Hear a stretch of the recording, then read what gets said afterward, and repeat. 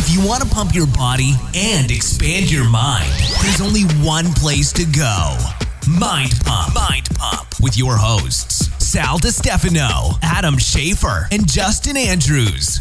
In this episode of Mind Pump, we have a lot of fun in the beginning intro portion of this episode, and then later on we talk a lot about fitness, health, nutrition, fat loss, and muscle building. Here's what we talked about in the first 38 minutes of this episode. We talked about Adam's new son's brand new shoes he got as a gift from Butcher Box. The kids got shoes more expensive than my shoes already. He's all blinged out. Yeah, and Butcher Box, by the way, has got a huge promotion going on right now. It's Burgers for Summer. New members receive 6 free burger patties in every single box until October 15th and $20 off their first order from July 10th to August 4th. So this promotion is still going on. All you got to do is go to butcherbox.com/mindpump to get that promotion. Then I talked about a disorder I learned about recently, persistent genital arousal disorder. No, I'm not experiencing it, but it is a terrible one that I watched. Adam brought up how Snapchat apparently is getting popular again. We talked about Macy's plate discontinuation. They were making some plates that I guess were triggering some people. Brilliant. Which means that they sold more plates online. We got you again. Damn it.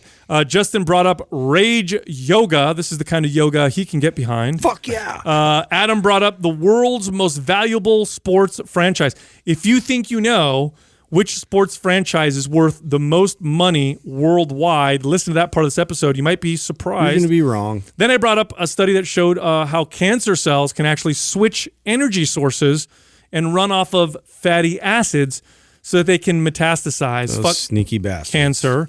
And then Justin brought up 5G and why we should all be terrified. Yeah. Then we get in the fitness portion of this episode. The first question was, how important is it to be in a parasympathetic state during the day for maximal muscle building? In other words, should you be relaxed and calm all day long to maximize the muscle building process? Zen, bro. The next question was, is online training worth getting into, or is it saturated? So if you're thinking about becoming an online training coach, or if you're thinking about hiring an online training coach, you're definitely not going to want to miss that part of this episode.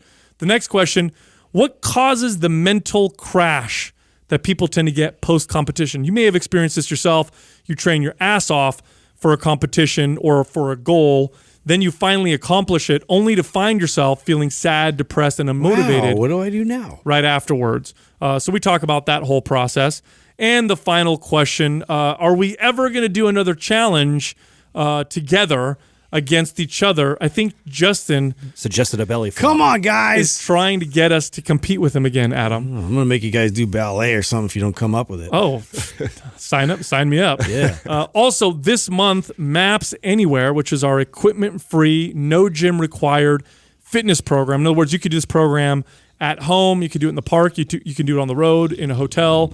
It's 50% off. That's Adam breathing, by the way. It's not his bulldog. It's not his bulldog. Yeah. So Maps Anywhere, 50% off. This promotion's going on this month only. It will be gone until late next year. So here's what you do to get the discount. Go to mapswhite.com. That's MAPSWHITE.com. And use the code ANYWHERE50, ANYWHERE50, no space, for the discount. Also, I do want to mention that I love some podcasts, and one in particular is the Jordan Harbinger podcast, and he's a friend of ours. He's been in the studio a few times. He's actually taught us in the past some to how to improve our skills of interviewing, because we do look up to him with that particular skill set. Anyway, he's in the studio with us right now. Jordan, I wanted to bring up episode 210 with Howie Mandel. Great episode. Yeah, this guy, Howie Mandel, probably a lot of people know who he is. Judge on America's Got Talent. I think he's probably been doing comedy professionally longer than any of us have been alive. He's an OG in the comedy world, for sure. He was doing voices on Bobby's World when we were probably watching Saturday morning cartoons. Yes, he was. That's right. So, remember that guy? Yeah. So, he actually won't shake hands. A lot of people know that. But he has OCD, and it's really severe, and it's affected his whole life. And he actually outed himself on Howard Stern by accident. He didn't know they were broadcasting, and he wouldn't touch the doorknob after this guy was doing a bunch of tricks with his penis, and then touched the doorknob, and he's like, I'm not touching that doorknob. So he outed himself that way, and he learned through doing that a lot of other people wanted him to be open about his struggles. So they felt comfortable with their own struggles. So he started being like, oh, I'm just going to wear a lot of this on my sleeve. So it changed his comedy, changed his performance, changed his personality. And he talks about the power of being impulsive, what happens when you stop worrying about what other people are going to think. And it's not like cheesy self-help. He was really open. We did like a 3-hour interview, cut it down to like 90 minutes. Yeah, I've heard him on other shows and whatnot. This is one of the best interviews I've heard him on. So make sure you check that out. It's episode 210 of the Jordan Harbinger podcast. Hello, Oh, there it is. is it me you're looking for? You sound good on my. Everyone sounds good right now. Yeah, we're sounding good now. We Especially sound- that last I part. can see it in your Oh my eyes. God. Wow, voice of an angel. Do it. I can see it in your thighs. That's not. Wait, hold on. That's all I've ever wanted Uh, between you and me. I feel like. Wow. Did you? Speaking of that, I Did meant you to. make up the sorry, words? there I for meant a to bit? thank you Maybe for a little bringing bit. my shorts and underwear back. Oh yeah, I was telling Sal. This I is was like, interesting. Hold on. Wait. Rewind. Rewind. I wanted to keep them, but I had to depart with them today. They smell. How do they smell? Fantastic. Yeah, well, they're better now that I washed them. I'll be honest. It's a little funky. Yeah. So Adam's been leaving things. Yeah, I don't think he realizes this, but I had like things in my truck. Like he's just like all over the place Yeah. and like leaving trails. it's the post-pregnancy brain. Dad Yes. brain. Dad brain. At first, I was like, "Oh, he's just a stoner," and then I'm like, "No, this is worse than normal. This is much It worse is. than normal." Yeah. Speaking of family stuff, I got a question for you, my dude. What's up? How are you gonna prevent your kid from feeling like he's the prince of the world? Because when he starts to realize things, he's gonna look it down at his shoes and have 10 pairs of Air Jordans, and oh yeah, he's got his shoe collection already. it's already better than Hold mine. on a second. Your son's shoe collection already costs more than the amount of shoes I bought in the last 3 years. And people he are can't- contributing to this. He can't even walk. They're not just contributing; they're responsible for it. So, did you see what Butcher Box did? Yeah. Yeah, that's exactly what I saw. Bro. Now dude. those are super cool gift. Those are Yeah, amazing. Yeah. No, those are off of StockX. They're authentic and they're Retro 3 Jordans, which is just awesome. I mean, that's such a cool. I've had lots of our partners send really neat gifts and onesies, and I think all of it's cool. Obviously, they listen to the show and Right. and are a fan, right? Yeah. Because to know that and to know that those would That's be a pretty pair- specific. Very So I thought that was really really cool. They The did that. irony of all of this is that knowing you, obviously, and you know how smart you are about foot strength development and proprioception, your kid's probably going to be barefoot most of the time. Oh yeah. In fact, I even told Katrina because I wasn't anticipating this because I think I told you guys before that I wasn't going to buy him any shoes. I was like, I don't want to pass on my bad behaviors to my son and like just guarantee that he's going to be a shoe snob because he sees his dad and then he's got him since he's a kid, right? So I was actually kind of on this mission to like, be very minimalist with him to the point where I was like going to get rid of a lot of my shoes. You got to just wear New Good Balance, luck bro. with that. Just, Right. just go into the New Balance. So, Just get but the I am dad sandals. I am going to keep a lot of the boxes because I know Katrina has somebody she works with who's also a shoe fanatic, and he's done the same thing with his kids. And that was his advice: he's like, keep the boxes. He's like, because they grow so fast, and especially if you buy nice sneakers for him. You're gonna buy $100 pair of sneakers, and he's gonna get to wear them 3 times. They're gonna look brand new. Still, people will buy them. Yeah. Yeah. So And to be Well, they're honest great with you, for picks. yes. Yeah. And the other Right. thing too is, and the other reason is because you and I have talked about this off air, and we've all talked about this as a group. The time to develop the foot control, ankle mobility, the proprioception of the feet. There's a window of opportunity in the first years of walking. And what we do is we put shoes on kids right as soon as they start walking. Yep. And then you can never, I don't care how much ankle and foot mobility work you do as an adult, you've lost Yeah. some of that stuff permanently. So I know we've talked about this. You're going to have your kid walk around barefoot a lot, so he develops that control and that. 100%. But I think that those shoes also make really nice. I mean, for his bedroom, they're nice to have in his bedroom. It's kind of like a nice. Yeah, it looks. You know cool. what I mean? Yeah, no, it's cool. Yeah, it's cool decor for sure. What's Butcher? Aren't they doing like a crazy summer promotion right now? Yeah, they got the hamburger meat right now. I mean, what I like about what they've been doing is every single month they have like a different promotion that's running. Yeah. So they had the hamburger one that's going, and I know that they just sent over an email to Rachel for next month's already. This is going to be this is coming up for next month. Is 2 pounds of ground beef, 2 packs of bacon, and $20 off.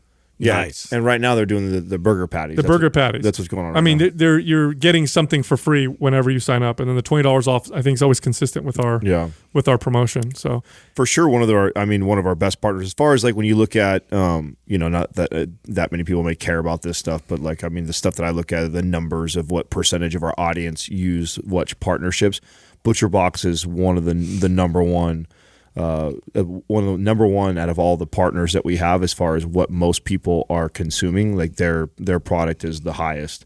Have you guys been barbecuing a lot over the summer so far? Oh, I've been going crazy with it. That's all I do. Yeah. Like it's been actually nice because I've been able to, I feel like I'm contributing more, because like I don't cook in the kitchen quite as much. Like I don't know what the hell I'm doing, but I can at least grill. Yeah, I feel like I can control one factor there. So, yeah, I've been like almost at least 4 to 5 nights a week. I'm out there grilling it up. Same here. It's easy.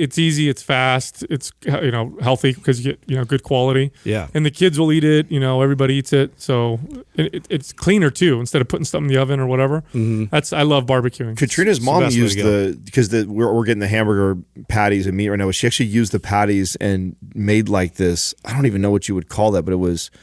The ground beef from ButcherBox with zucchini, quinoa, like this, and like some sort of a sauce. Like a casserole or something? Yeah, kind of like a casserole, but in a bowl. It was really, really good. Huh. I got to ask her how we just had it like 2 nights ago because her mom's with us right now. So we've been rotating family like who's staying with us, and what's awesome right now is that we're getting all of our meals cooked and dishes done for us. It's been that's nice, man. A pretty nice, good family. Yeah, dude. Nice. I saw some crazy shit the other day that I want to tell you guys about. That I think is insane.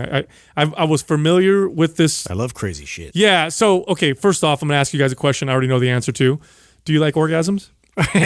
What? Is this a trick question? Yeah. No. What are you going to do to me, Sal? Yeah, I mean, that sounds like the start of a. Yeah.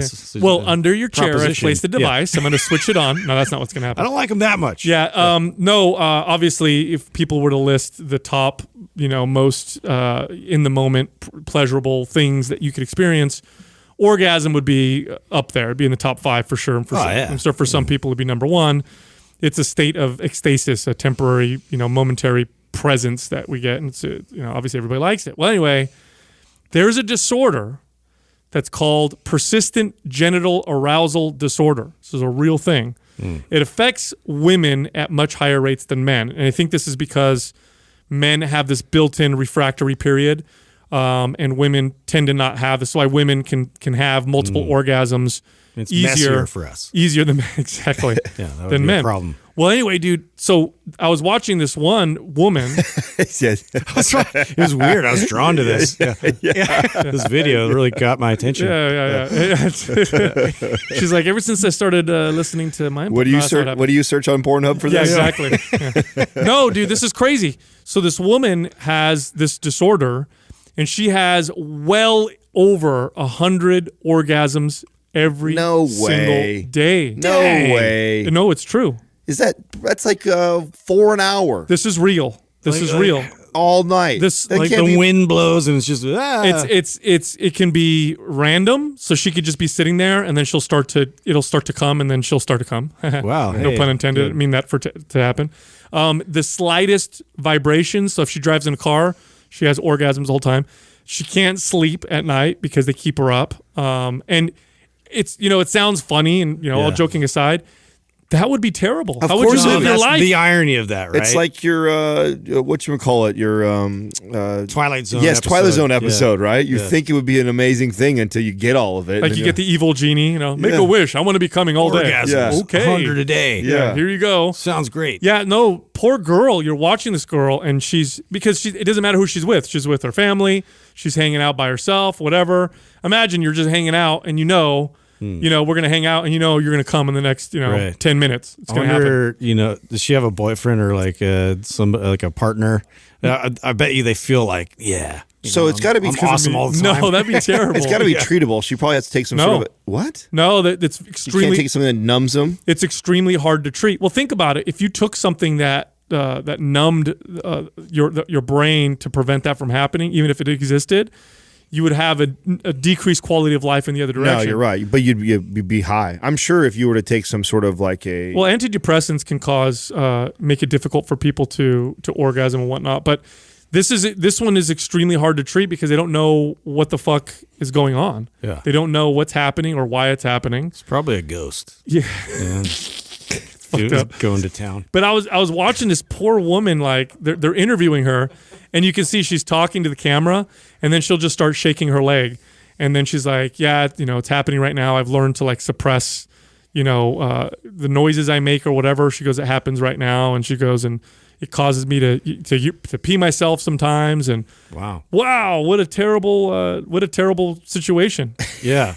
You know what I'm saying? Yeah, you're in like a meeting and it's just like slowly creeps up. Yeah, yeah. How do you hide that? And here's the other part. How do you share that with someone? Imagine the creepy fucks. Oh, yeah. If you start talking to a guy and you're kind of into each other. Is it happening now? Yeah, and you're like, listen, I have this disorder where I just orgasm 100 times a day. And he's like, really? Oh my god. That'd be terrible. Along those situation. lines, did you see that Snatch Chat is back up? They had their You biggest said Snatch Chat? Yeah, I did. On purpose. That was on Got it. purpose All there. right, cool. Yeah. Yeah, no, Snapchat is up on. They had their biggest quarter yet. Oh, they're growing. So remember again.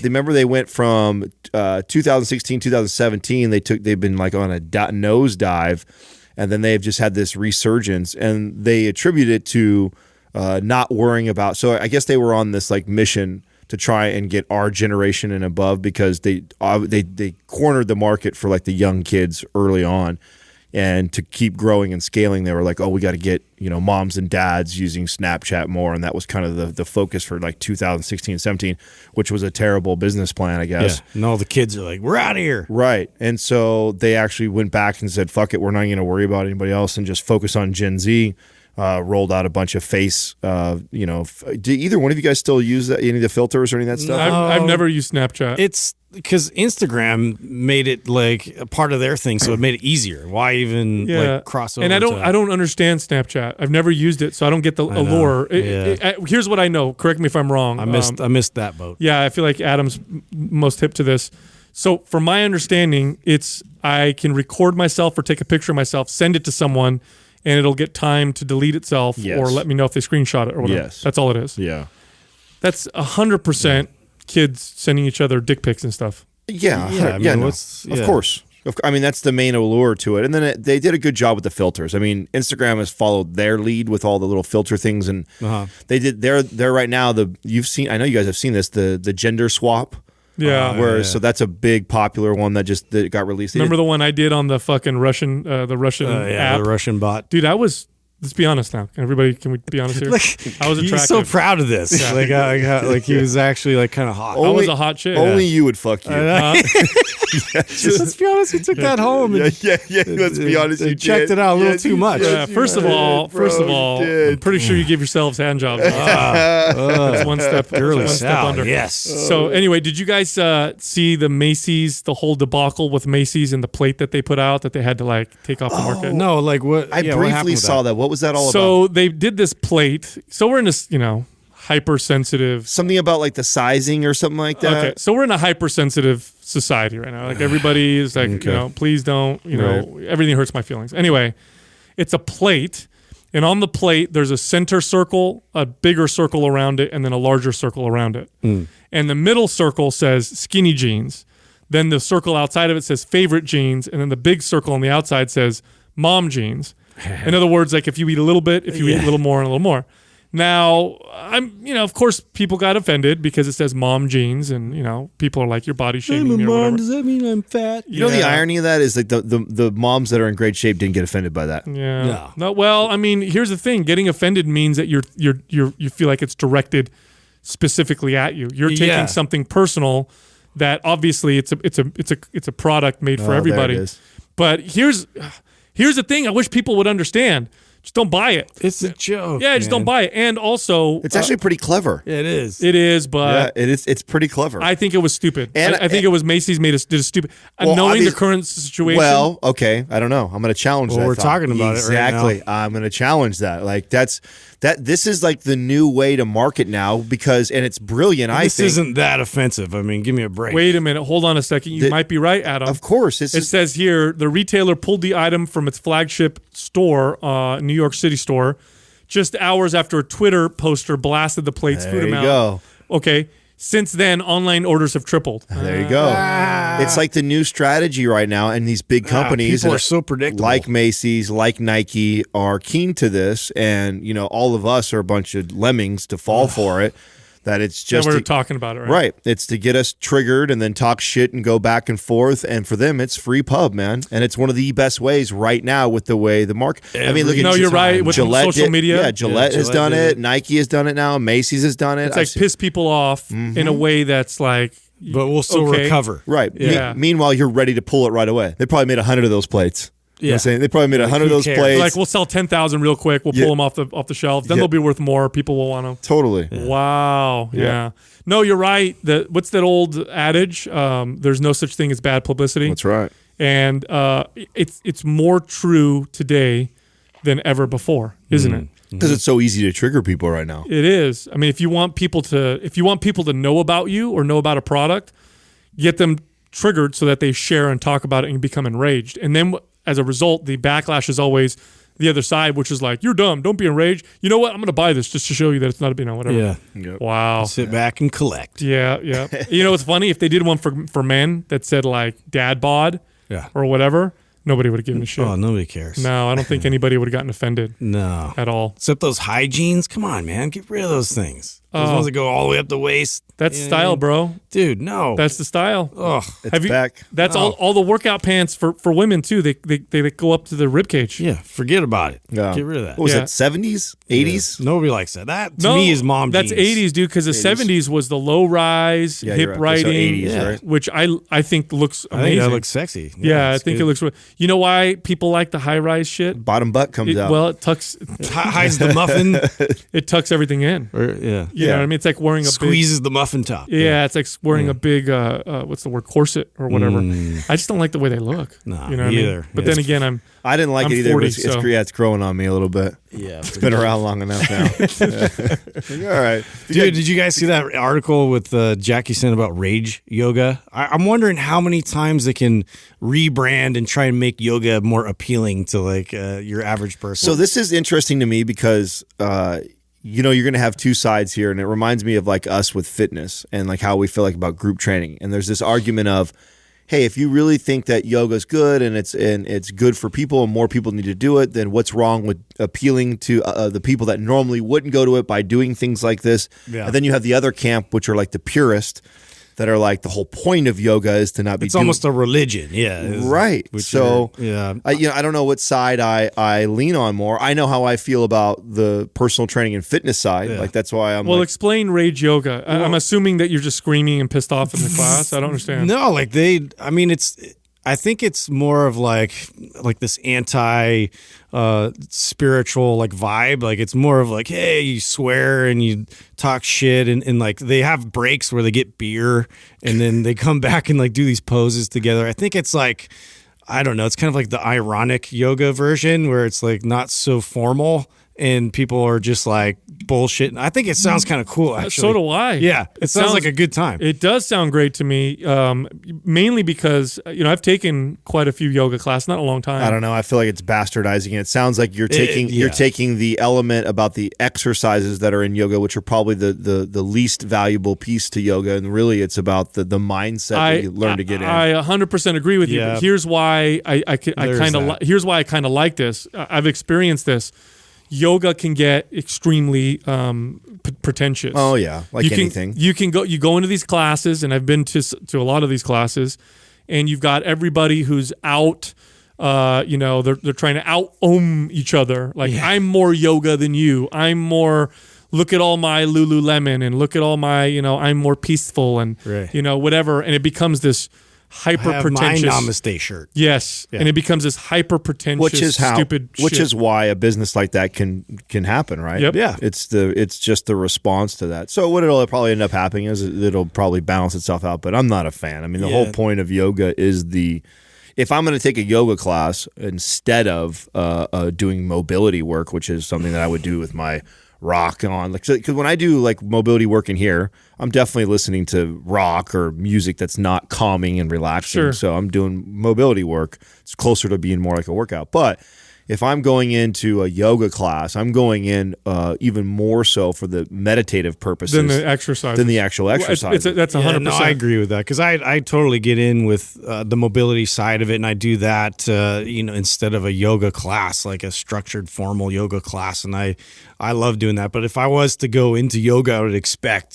some kind of calming effect. This is 100% a reaction to the pretentiousness that's developed from a lot of these yoga circles. It's like you see these people on Instagram, and I used to see them in classes. It's the whole, I have dreadlocks. They're just so I'm enlightened. Peaceful. Yeah. I'm so meditative, but I also do hella drugs, and I like to go to fucking festivals. And it's like it's super pretentious. To me, it's no different than every other box. I mean, you see it in the strength community, you see it in the bodybuilding community, you see it in the CrossFit community. Yeah. This is what we do. It's what is one of the most annoying things about the space. We identify strong.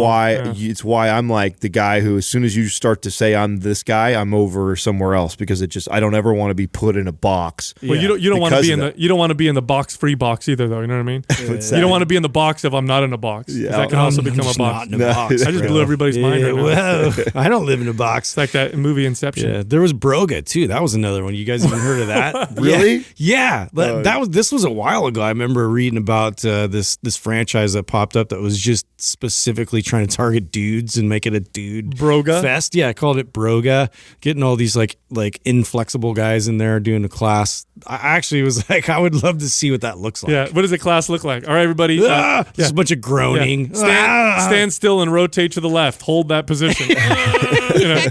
Reach up above your head. Hold for 5 seconds.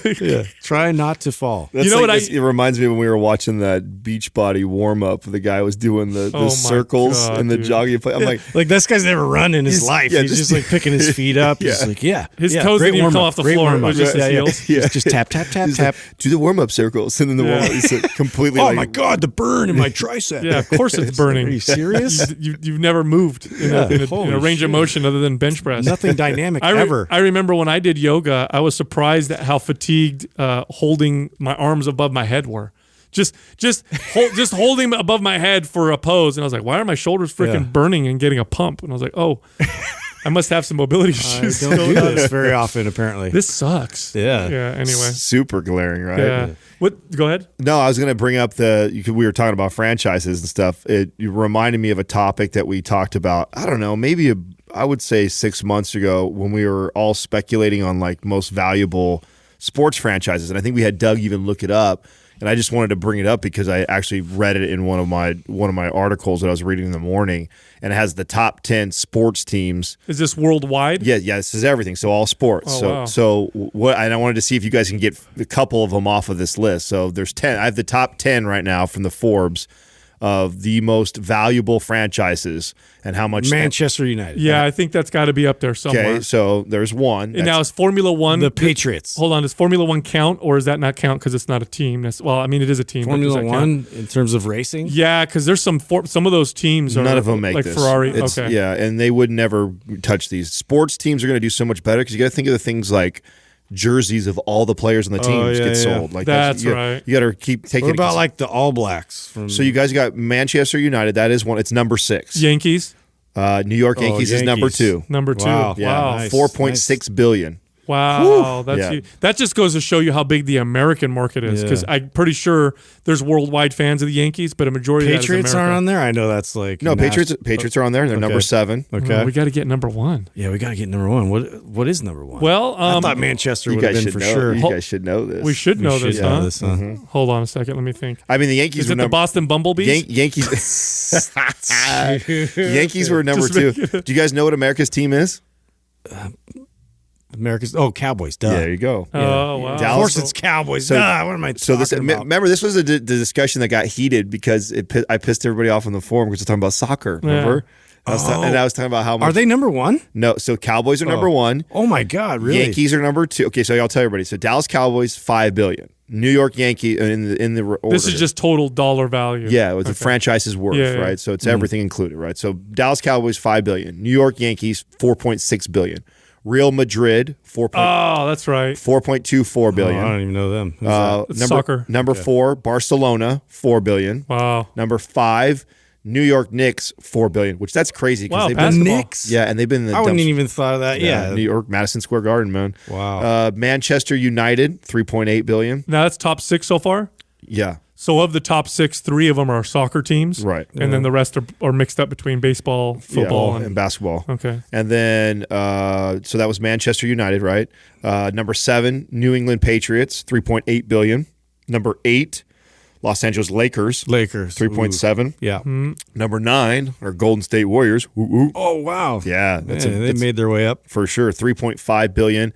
And then number 10 is a tie between the New York Giants and the Los Angeles Dodgers at 3.3 billion. No hockey teams. No. That's crazy. No, you know what would be cool with it? First off, this highlights the power in terms of just sheer dollars of the American market. Because numbers-wise, more people watch soccer than any other sport.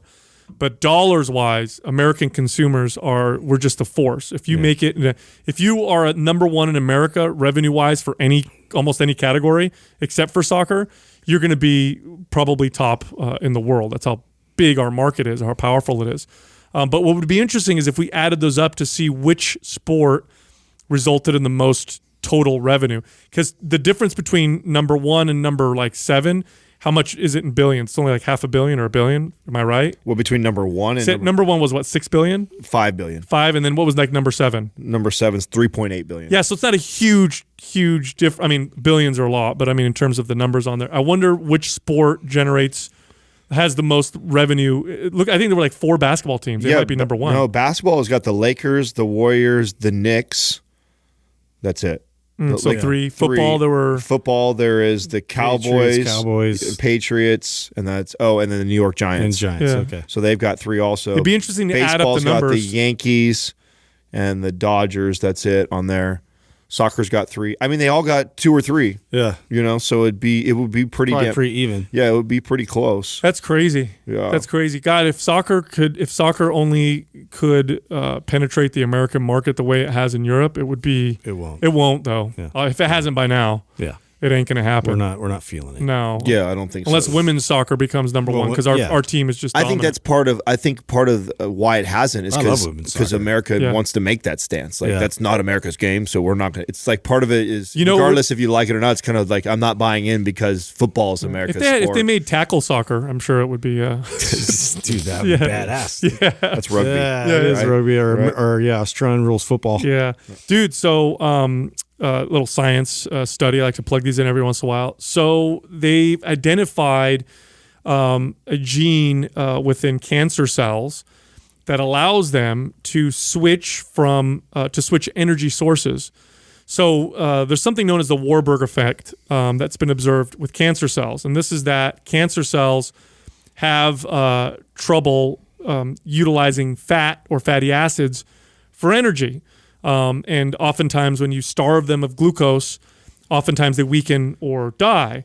But not always. We know this. We know that the Warburg effect isn't a cure. Like you could take someone who has cancer, put them on a keto diet, a medical keto diet where it's even low protein, and many times the cancer cells, the cancer doesn't go away.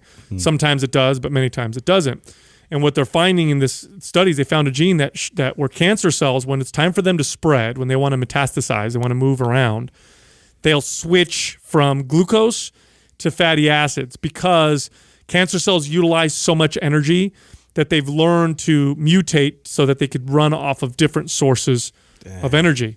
So it's like these cells that fucking don't want to die, and they just learn how to utilize whatever energy you have. This is why I think rather than going keto, fasting has been shown to be more effective. Again, it's not a cure, but it's shown to be more effective because fasting means you're not giving them glucose, you're not giving them protein, which cancer cells can take amino acids and make glucose. And you're not getting them fats either. I thought too, is it true like certain types of cancer were more prone to feeding off of fat? Yeah. Yeah, versus like glucose? Yeah. It's the ones that they identify the gene. So anyway, what they're doing now is they're trying to look at potential treatments that will prevent cancer cells from being able to switch over to fatty acids so that we can, through dietary means, starve them out by going like no carbohydrates, low protein, and then just eating fat so people can get, calories and sustenance. In Chinese medicine, that's an ancient treatment for cancer is to starve the cancer. The problem is, and this is before modern medicine, that it was like a battle of attrition. Right. Who's going to die first, the cancer or me? Mm-hmm. So I'm just going to go without food for months. Yeah. That's been my experience with like family and people that are close to me that have passed because of cancer or going through that is knowing that I know that fasting would be like an ideal protocol. But what ends up happening a lot of times for these patients is they lose their appetite, They're already weak. Yeah, well before really early on, and it's hard enough just to get any food. And so most of the doctors are telling them you need to eat something. And so they're like, whatever you can stomach or keep down because your body is not getting, and it's totally atrophying and everything's dying off. So it's kind of hard to like expect somebody to fast in that state. And I think that's one of that in my experience with the people that I've dealt with, like that's been the greatest challenge is, they're getting so weak, they're so brittle from not getting any nutrition for so long that they need something, and so trying to get them to fast on when they're in that state is really tough. There's this common conspiracy theory belief that we have the cure for cancer and that it's more profitable to just treat it and not cure it. That's bullshit, and I want people to realize that that's bullshit, especially if you have a family member who's suffering from from cancer, because the truth is, if you ever discover a cure for cancer, you are immediately the richest person ever. Cancer kills the extremely powerful and connected, just like it kills the poor and unconnected. It is extremely complicated disease, but I do think that in the next 20 years we may have some answers with nanotechnology and potentially what they're finding now with by modifying viruses, where they'll inject someone with a virus, but it's been modified to infect cancer cells and kill them. So, in cannabinoid like a vaccine, kind of almost. Yeah. And cannabinoid research is fascinating. Cannabinoids at high doses tell cancer cells to kill themselves. And so I think that there's some promising stuff in the future, but right now it's one of those fucked up things that modern medicine still has not really figured out. Some cancers we figured out. Prostate cancer, for example, used to be a death sentence, and now it's testicular cancer is another one. Cancers when you find them early, for the most part, seem to be pretty treatable. So we've made some advances, but it's a fucked up disorder. Well, yeah, disease. it just seems like we're spinning our wheels. Meanwhile, we're adding all these other things in the environment and what we're putting in our bodies and everything to really foster, more of a an environment that promotes like cancer growth. Well, dude, it's something like 1 out of every 3 of us or 2 of us will die from cancer. So it sucks because it's a terrible way to go. I lived it firsthand. It's not, and I remember going through this with my family member when she got afflicted with it, and I thought, is it better to just have a heart attack and die, or is it better to have this disease that you suffer from? And I think in some ways, if you know you're dying, you can say your goodbyes and process it. But man, you suffer. You suffer Yeah. for a long ass time. It's a terrible fucking way. Yeah, and it turns like you turn into a different person because of what you're battling. It's crazy. And the people around you, I mean, they suffer along, with you because it's just like I can't do anything. Can't do anything about it. It's fucking terrible. Have you guys heard much about? I mean, they rolled out this whole 5G thing, and it's going to get more intense in terms of like where they're putting these like antennas and things inside buildings, and they're really trying to like speed everything up on like hyper speed level. How like do you like? What are your thoughts on it? I've read not a ton on it, but I have read people's thoughts on it and their apprehensions. And we tend to do this with things. We'll if something is, seems like it's gonna be very profitable, the market wants it, we tend to release it, put it out, and then later on realize, oh, maybe there's some problems. We should. So I think we need to be cautious. I think we need to be a little bit more cautious. I'm not. I think it's smart to invest in property out in the country somewhere. That's what I think. That's I actually think a good that's idea. not a bad call. I think regardless of if it's safe or not, people will want to do that. Yes, I think it's getting to that. I mean, look where we're at already with the fight. And I tell you what, after I seen some of those and I don't know how fucking real those images are of showing the 4G of like how remember I showed you guys on what's his face's page. He had an image. Oh right. I don't know what kind of. You could see the traces of it. They made like some kind of spectral visual out of it. Yes, you could see they made the waves in a color, so you can kind of see how it's traveling through your house and from the router to your phone or stuff like that. And it makes me go like, man, that's going right. It's passing right over and through us. That if we're constantly in that field, inundated with it. And what's happening is we continue to strengthen that current. I can't imagine that is healthy and good for our body. Well, how do you? That's the thing. Like, how do you study it? You would have to have people be exposed to it For a lot of people long time. for a long decades. Yeah. And then come back and be like, okay, here's the deal. Yeah. But that's not going to fucking happen. We don't even know how 4G affects us long term. It's only been around for how long? Well, until we find that intensity, that frequency that really starts changing people, right? Right. Fast. Like that Chernobyl was kind of a thing for me where it's like I didn't realize, like the proximity is everything in terms of, getting radiation exposure. Like you see different levels of sickness based off of how intense it is. And I feel that's why I say like investing in properly, because I think what we're going to do and the rate we're moving will be 10G before you know it. Yeah. And it'll exactly. be, and we'll keep pushing those limits It's a race. Until, like you're saying, Justin, something happens. We're like, oh shit, okay, now we know that's too far. Okay, we've reached the max. 10G fucks you up within 6 months, but then what does that say about 4 and 5G? It doesn't fuck you up in 6 months. It just takes 20 or 30 years before it fucks you up. 10G is so powerful, you don't even need a computer or a phone. It just right into your fucking brain. Yeah. Well, that's the crazy part for me because I'm starting to see like marketing in the other direction, right? They're starting to try to really promote the benefits of it a lot more and put that out there. And so there's like all this, this cool imagery and these videos that show OR doctors using it with holograms and things to be able to real time. It saves lives. Because like the bandwidth is so great and the speed's so fast that they can get the clear imagery they need to be able to like assess brain activity the way that they need to like surgically remove things. And anyways, I was like, oh, okay, now they're really trying to kind of counter because there is a lot of potential detriments to this. This is a constant lesson for humans where we just never appreciate and respect technology. We don't give it its true respect. We learned this lesson over and over again. We learned it with the what's that blimp that caught fire and blew up back in the day? The Hindenburg. Oh, the Hindenburg. Yeah. The Titanic. This was during the. I was thinking of Led Zeppelin. During the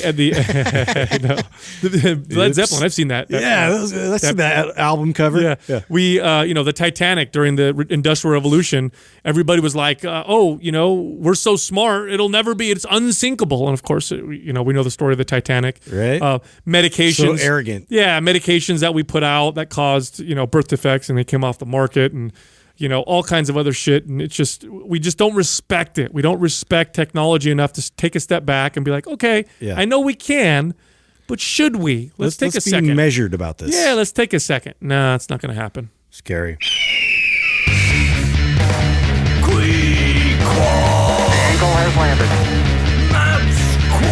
Today's Squad is brought to you by Maps MAPS Anabolic.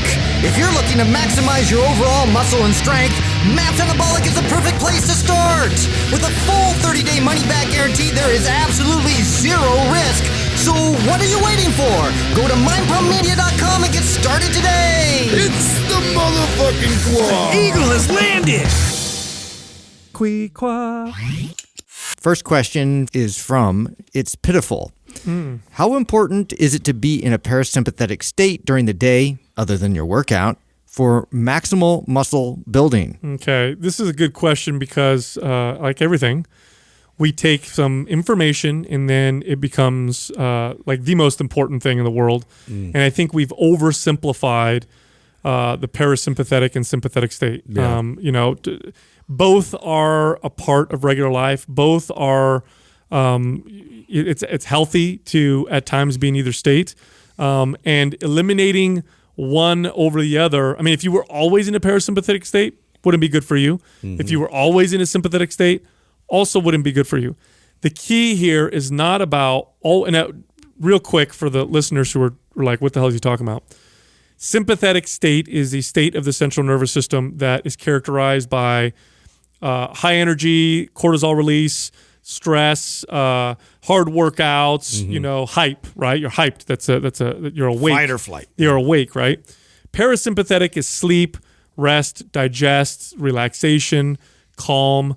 And the key here isn't to be in the parasympathetic state all the time.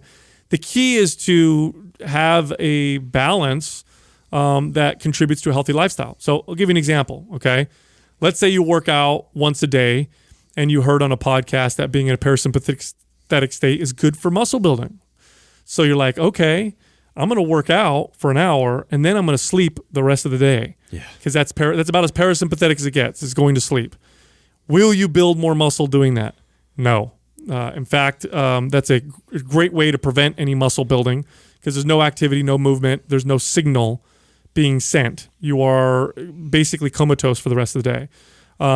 The key is balance. The key is being in balance. Now, how do you know if you're out of balance? Are you sleeping all day and groggy and drowsy all day long? You might need some sympathetic in your life, and that sounds like depression. Are you sympathetic all day in the sense that you're stressed, anxious, sweaty palms, cold sweats, drinking caffeine throughout the day? You need to chill the fuck out a little bit and go parasympathetic. And that's really it. There's it's so oversimplified and we do this so much. Well, this reminds me because was it studies that came out and when we were, 10, 15 years ago that talked about the benefits of that, of like getting parasympathetic after a really hard workout. And so that's where that came from, because I remember putting emphasis on that. Like, oh, my buddies and I would try and train as hard as we could. And then we'd go home and like lay down. Yeah. We'd lay down and like try, and that would be the goal, would be to lay down and take a nap, go feed. We would feed and then like try and lay down and nap and relax and be as sedentary as we could for the rest of the day. Like that was really like a goal, like training as hard as you could and then let it grow. Right. And then let yourself grow after that. So I don't know where that started or why it got so popular. So I guess the answer is then you want a balance of both, and you don't want one way more than the other, and that's when you should be focused on the opposite, right? Absolutely. And again, I'll tell you what. I remember this is an observation I've had several times with myself, but especially when I was younger. There were a few moments where those aha moments. One of them was I want to say 15. I deep into working out, right? I started at the age of 14. By the time I was 15, I was like, that's it. This is what I'm going to do for the rest of my life. I'm going to be in fitness. I was super dived into information, read every bodybuilding magazine, was taking supplements already, trying to put on muscle. And I remember reading that your muscles grow when you sleep and that you need to allow your body to rest and recover. And just like what you said, Adam, I took it to the extreme and took it to heart. And super literal. Yeah. I would literally go to the gym or work out in my backyard at the time, and I'd fucking obliterate myself. Yeah. Then I'd sit on the couch and watch TV and sleep and eat for as much as I possibly could to try and grow. Yeah. And I remember I was probably 15 and a half, and my cousin was really into working out like I was. and him and I had just got a job. My first job was I was washing dishes at this pizzeria. So then we had some cash, right? So we're making money.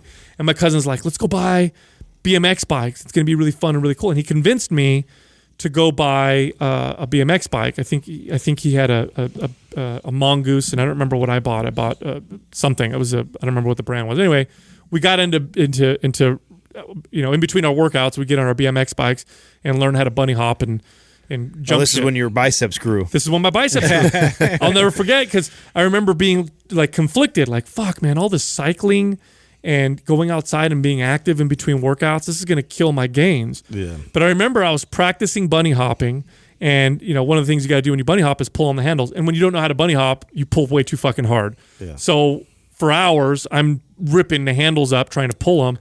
And I remember, and I used to measure my arms, right, all the time. And I remember my biceps started growing, and I was like, could it be the fucking bunny hopping?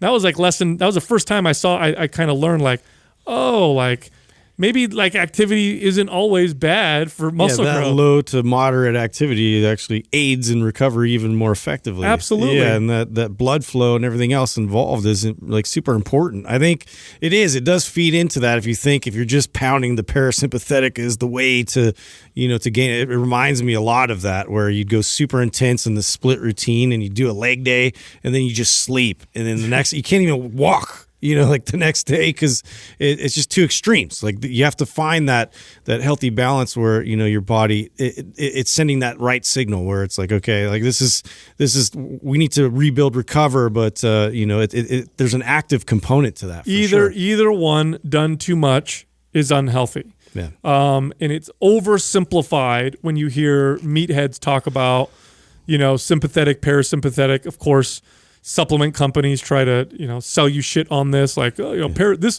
activates the parasympathetic. This will knock you out. Yeah, and it's got like chamomile in it or something like that, or something relaxing, or melatonin, and this is sympathetic, and it's pre-workout with caffeine. Although I do see value in like focusing on trying to achieve like certain levels of parasympathetic state, because we just all day long. I mean, especially if you're somebody who's very high strong, high stress. Like I know that's a common theme these days with people, and like just being so plugged in, and in their job and their family, their relationships, like whatever, everything that's going on, they don't take that time to really bring their levels down. Yes, but it's way too simplified. So of course. Let me explain. Okay, I've been in stressful situations, life circumstances, and I could be sitting still or laying down on the couch, extreme sympathetic state. I'm not even moving, but because I'm stressed out and it's in my mind and I'm being mental about something, I'm very stressed out. I've also done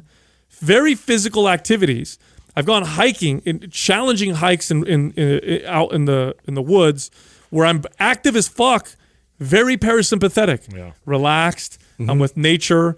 My mind is very present. So it's just oversimplified. And some of it has to do with activity, sure, but most of it has to do with your mental state. And you can make almost anything parasympathetic or sympathetic. Well, I think that's the true value of meditation, is to be able to find that mental state. And you can still be active and do things, but like training your mind to be able to access it. Totally. I've been in situations like with my kids that are very sympathetic or parasympathetic, regardless of what. Doesn't matter what we're doing, and it's my mental state. Like, am I being stressed out right now or whatever, or am I in the moment, being with my children? Totally. And so that's what you need to pay attention to. And if you're a neurotic, anxious individual, or if that's your tendency, that's my tendency. My tendency is to be a little neurotic, a little bit anxious. So I'm constantly working on my mindset. It's not so much the activities that I'm doing. It's more so the mindset, regardless of the activity. Because I can turn anything, all of us can do this, can turn anything into a parasympathetic or sympathetic state. So activity is, like, that's why I mean by it's oversimplified. So when you hear people talk about this, realize you probably don't have a full understanding over how to access this. It's something you need to practice quite a bit. And it's not as easy as just like, oh, I worked out today. Rest of the day now I'm going to be, you can try hard at meditating and make that shit sympathetic. Right. You could sit there fucking, I need to meditate. Right. And it becomes something that's, sympathetic state. Next question is from John Dick. Is online training worth getting into at this time, or is it saturated? Well, Dick, I think that It's hard. Yeah. Yes, dick joke. I definitely don't think it's oversaturated because there's a lot of room for good online coaching and training. It's got to be the fastest growing segment of training. Right. And the unfortunate part that I see is you see a lot of people doing that first before coaching in person. And I just think that Such a good point. yeah, I just think that is the true direction that you should go first. If you're going to become a really good online coach, I feel like it's almost necessary that you first become a good in-person coach so that when you're trying to do this virtually, you've got a track record of cases that you've already done that you can go like, oh, I've dealt with this before. I know when someone says this to me or they ask these types of questions, they're probably feeling this or challenged with that. I mean, I think of like when I dabbled in it, I had already been a trainer for well over 10 years with lots of clients that I trained. If it wasn't for all that experience, I don't know how good of an online coach I would have been, because that's what made me good at it. Was I was able to go like every question or every concern or situation that I ran into virtually, I recalled that type of a situation before with many clients in person, and I knew the things that worked to help them out, or I could ask the right questions that led me down, because clients rarely ever know. Like clients say things like, yeah, when I do this, I feel it here. Like, what is that? And you can't see that. Like if you can't see them actually doing the movement and then they're trying to articulate what they feel, many times they don't even know what's going on. And it's really tough for you to take that and then know how to coach to it without being able to recall like, oh, you know what, when clients feel it like this, they say this a lot. That's probably what she's feeling or he's feeling. And then you have good answers. If you haven't acquired enough of that data, like you can't figure it out. Like it's going to be really tough for you. Like you have to have that predictive component to bring into online training for sure. Otherwise, I think that it's going to be super generalized, which you could get away with for a while.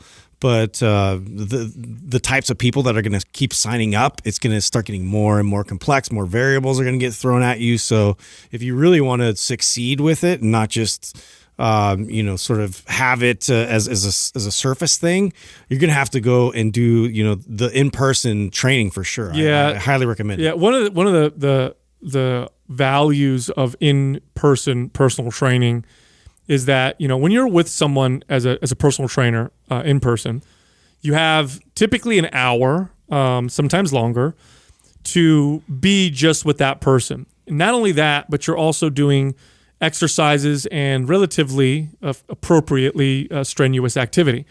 Now that and you're meeting with them every week. Now that has an amazing ability to get people to open up. Like it's incredible how people will open up to you and communicate to you because they're straining and working hard and they've seen you twice a week now for just a month. So then you can start to get deeper. And what you end up finding is, you didn't tell me that during the assessment. That's not how you communicated it before. You start to learn more about these clients. Now, you can't do that with online training. So if you don't have years of experience of situation after situation, good luck understanding how to coach, at least an effective way to coach online clients. It ain't going to happen. Yeah. I can't tell. Like you'll ask someone. This happens all the time. You'll ask someone, "Hey, how's your sleep?" "Oh, it's good." Now, if I don't ask, how many times a night do you wake up? Do you dream? Do you wake up rested? Like I have to ask more and more questions, and then I start to realize you don't have good sleep. Right. You say you have good sleep, but you don't. I mean, how many times have you had somebody like you do the PAR-Q, everything you asked about previous history with injuries and all that, and then you get them to move, like, oh yeah, well, there's that one time when I broke my ankle, and like you didn't write that down, but it doesn't bother me anymore. Yeah, I didn't even think it's a big deal. Yeah, you need to, if you're going to be a good, effective online coach, and from my personal opinion is, you need at least 3 to 5 years of personal training experience. If you're going to hire an online coach, you need to ask them, how long did you do personal training for in person? And if it was less than like 3 to 5 years, they're not going to be good. I'm just going to tell you, unless you just want someone to give you macros. But if they went to Shreds Academy, I'm or they're a listening. Beachbody coach. The truth is, there's a major money grab happening right now for that, because online coaching, people can undercut big time private training. Right, private training is ranging anywhere from $75 to $250 an hour for private personal training, where some people are charging that for a month worth of virtual coaching, which. This is what it reminds me of the group training, craze that we had. Everybody went nuts when that happened, because, oh wow, I can feel like I'm getting a personal trainer, but I really am not having to pay Save some money. Yeah, and so you're seeing the same thing with this virtual coaching, and there's probably people that are listening right now that are actually having decent success with being an online coach without any sort of training experience, and that's just because the market's demanding it right now. So many people are willing to try out a virtual coach for $150. That's a good point. It is saturated, but it's not saturated with good coaches yet. Right. Yeah, so I think there's plenty of room for you to shine if you put in the work going into it. Right. Yeah, but definitely not something that you should do without experience. And for those of you listening who are going to hire a coach, we're the consumers, so we control this market, and you will help weed out the people who probably shouldn't be doing online coaching by not hiring people who don't have that level of experience. It's just, and I know I'm being general right now. I'm sure there's online coaches out there with little personal training experience who may be good, maybe spend a lot of time. I don't know, but generally speaking, I think this is pretty true. So personal training experience first before ever doing online training. And then at that point, I think the market is quite open for good online coaches, because so far what I've seen is 9 out of 10 of them suck. Mm-hmm. Next question is from Barbells and Boxing Gloves. What causes the mental crash people get post-competition? What are the ways to cope with it? This is a very common psychological phenomena that I've experienced it myself, that happens anytime you accomplish a big goal. And this is how it's characterized, right? Like, you're working hard consistently for months, lots of maybe sacrifice. years, lots of sacrifice, months or maybe even years towards a specific goal. You identify with accomplishing this goal. You identify with how this goal is going to make your life much better. And it can be a competition. It could be an amount of money. Mm-hmm. It could be that you're going to get married and have kids. It could be a business. But I'm going to tell you something right now. When you get there, it's never as... Mark Manson talked about this. Yes. Remember yes. in his episode, I don't know if he had a term for what that was called, but he even talked about that when his book went... There's a psychological... there's a name for it. It's a phenomenon. Yeah, I thought he referred to it when he talked about even going through it himself, becoming a New York Times bestseller and selling a bajillion of those books. It's because nothing will drive you and give you as much purpose as the wanting. The having is never going to drive you, give you purpose like the wanting. Mm-hmm. So wanting to be a millionaire is going to give you much more purpose than being a millionaire. Now I got all this money. Oh, fuck. What do I do now? Especially if you identify with the pursuit of it. Like, what do I do now? Right. You know who suffers terribly from this? Olympic athletes. Oh, yeah. Oh. Well, that falls in the same category as these competitors. I mean, you put so much time and effort into this, and you envision this, wow, I can't wait to get to this point and get this competition and prove to myself I can do it.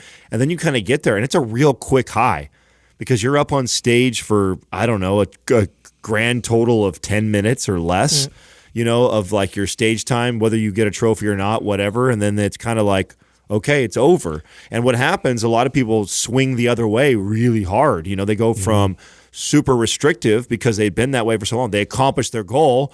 It's really easy to justify going the other direction because you're like, fuck it, I'm in the best shape of my life. I could totally fuck off for a week and still be fine. And so you totally go back the other direction. And so you get this kind of, and so I bet there's something that's happening even on a nutritional level, like of oversaturating the body full of stuff too. Like, it's just you've lost that sense of purpose, and so then you essentially feel empty. Because I experienced this in jiu-jitsu. The first competition I ever did, I was training, consistently, but I was still more focused on lifting weights. And I did my first competition, and I lost my first match. And it fucking drove me. I had this sense of like, I'm going to fucking win the next time I compete. And so I dedicated more time to training, stopped lifting as much weights, focused more on stuff that would make me better at jiu-jitsu. And I entered into a large competition and I got first place, didn't even get scored a point on me. And it was literally the next day I felt empty. I felt like this, a loss of drive. And now what, who am I and what am I? Oh, yeah. This is the atheist argument for God. You know that, right? So atheists talk about why in many religions, God is depicted as this perfect example, because when people strive to be like God and perfect, they never actually achieve it. No, but it keeps you driving towards Yes, it keeps you driving. It gives you that sense of purpose, and you'll never get to the other side of it because nobody's. It's a model. It's not. Yeah, it's not supposed to be achieved. Right. Yeah. So yeah, I totally subscribe to that on some level. I went through this same process even from football. I knew it was my last game. I knew all these years and things. It got me into college. It got me all these accolades and all this stuff. And then I loved the workouts. That was my favorite part of the training for it and the improvement and getting better on the field and all that. And then it stopped and it ended, and I took probably 6 months off and I didn't work out, and I was I found myself depressed, and I'm like, what the hell's going on? Because I didn't have any driving force for me to even get into the gym. Yeah. And I know that a lot of athletes, they go through this, and it becomes like a transitional period of depression, and how do I dig myself up? And you have to learn how to sort of be predictive in terms of okay, how am I going to set myself up for success once I achieve these certain things, and keep reinventing myself and be open to evolving still. That's why most athletes, how many ex-athletes did you guys train that were in their 50s that were in terrible condition? Once you no longer have the sport to be training for, you go the complete opposite. You just go way overboard. Or injuries are detrimental. Or you get the client who realize that the only sense of purpose they have is training for an event, and they sign up for marathon after marathon after event after event, and you're like, you need to take a break. Your body needs to take a break, but they're like, no, I need to have that goal. Now, here's in my experience, here's the key to dealing with this. Realize and fall in love with the process, and not the goal. Even if you're going towards a goal, realize that the fun part and the good part is the process. That's where you get the learning. That's the struggle. That's the purpose. And then here's what'll happen. You'll get to your goal, and yes, you're not going to get the same I did it, but you're also not going to get the afterwards, what do I do now? It's just it's all about the process. In fact, when I first started lifting weights, because I was driven by insecurities, it was all about getting buffed, getting big or whatever. Now I enjoy the process, and I don't care if I get bigger. I don't care. It's cool. It's a cool part of it, but I like the process so much, and that's why I'll never stop. Yeah. So you have to kind of. It's funny. There was a study that I read the other day. I forgot where it was published. I think it was Psychology Today, and they were talking about how humans are not wired to be happy. We're not wired to always be happy, because evolutionarily speaking, if we ever had gotten to the point where we were ultimately content and happy, that we would lose the drive to seek food, shelter, and to progress. And so the reality is, the key to life is to find struggle and purpose. Happiness happens here and there. Yeah. But it's not a lasting. You acknowledge it, but yeah. Same thing with motivation. It's not there forever. No, it's not here or there. So you got to kind of just accept all of it. Otherwise, you're going to get into you're going to find yourself in a very shitty situation if you ever accomplish your goal. And that's I think one of the reasons why you see the depression, the drug abuse, the suicide rates of celebrities, because they get everything. They're rich, famous, access to drugs and sex and money, and people telling them how fucking awesome they are, and they sit in their mansions and they're fucking miserable. Yeah. And they kill themselves because they didn't figure this out. Yeah. Next question is from Univase84. Are you guys going to do another challenge with the Mind Pump crew? That's a great question to follow that one up. Did you pick that one up? Yeah. Not so great. We are due for something like that. It's been a while since we've done something fun and competitive. I'd be down to do something. Yeah, I just like I don't know. For me personally, I know some of the people I've talked to about when we do these challenges, they just like, when we start getting after each other. And I think it's just kind of fun to. We don't need a challenge for that. Yeah, well, that's what I mean. It doesn't have to be like something, an event, or like, it definitely is not going to be another fucking transformation body thing. Okay. So we've done a million of those. Well, I dude. just threw out a mobility strength thing on Instagram, so let's see, come get that shit. That's not as easy as it may have looked in that post I did. I got that. That don't look easy at all. It's not. That shit looked hella hard. You jumped up to a pistol squat and then a one-legged pistol. deadlift. Yeah, I got that. Barefoot and then grabbing a pair of Yeah, dumbbells. fuck that. Yeah. You scratch your foot a bunch of times trying to do it. My when I was doing it on the I was doing it on the grass first, and my left foot's all tore up from doing that. I thoroughly enjoy competing against people who are like you guys. Like we can do it. We talk shit. We take it seriously. So it's not like nobody's not taking it seriously. But what I enjoy so far the most is that when we challenge ourselves as a group, I love it when we either pick something that we want to do, or this is our task, or this is our goal, and then we all go towards it. That's. To me, that's the most fun. I was thinking about that because, running and doing little stupid parkour shit in Denver, I was like super gassed, dude. I'm like, it's not just, I can't blame it just on the altitude, like I am not in any kind of cardiovascular condition right now. So I was like, I don't think I could sell them on a cardiovascular challenge, but if I could, I would throw my hat in there because I'm ready to start getting down. And doing some conditioning. The only reason why you wouldn't get me on that right now is because I just made the transition away from swimming because of that, because I saw what it was doing to my physique, and I was like, I'm like, I'm enjoying this. Turning into a plank. Yeah, there's definitely more of a balance. Like I think that, I still enjoy getting in the pool and swimming some laps, but I was getting really competitive with it, getting better and better and better, and it was taking over my training. And yes, I'm healthy and in great shape and in much better cardiovascular shape than what I was. Felt great. But, I also care about my aesthetics. I do care about filling out my T-shirts, and I like to feel strong, and I like those things. And so, I transitioned away from swimming as much and got really back into training again because it's still my first love, is to still be able to build a physique. I enjoy that. So to try and get me right now to go competitive on endurance running and training right now would be really difficult because I just transitioned away from that. I mean, the to be honest, the reason why we really motivated us to do that competition when we did it a while ago in the first place is it motivates the audience. People like to be a part of it, and it gets them to do stuff. And to me, this is also why I'm a little bit apprehensive, because it's the cheap trick of the fitness industry. Exactly. 30-day transformation, 60-day transformation. Join us and do. Well, I know, and then we don't want to feed into that mentality like we just talked about in the last question. Of getting people just it's all about having to have these challenges and events stacked up throughout their years to drive them in their workouts, but.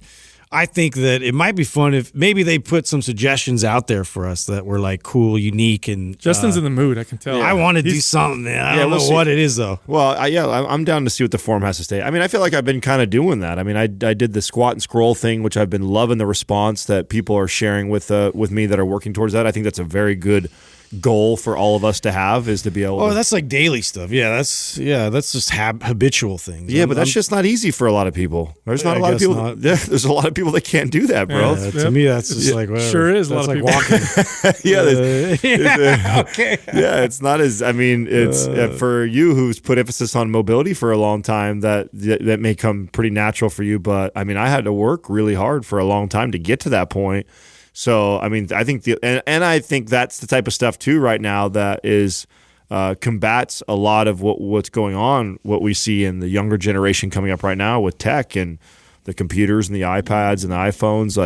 Man, you watch real soon here, as simple as that little move is, as sitting down in a squat position and on your phone, I bet you fucking a very small percentage of 20-year-olds can do that right now, which is crazy to me to think at 20. Yeah, I bet you're right. To have lost that mobility to do that. And even the ones that I'm sharing, and myself, I still got a lot of work to do on my thoracic mobility. I'm not all the way there. I'm not at a point where I've got that Olympic lifter looking squat yet where I'm really upright in my torso. I just I'm still not.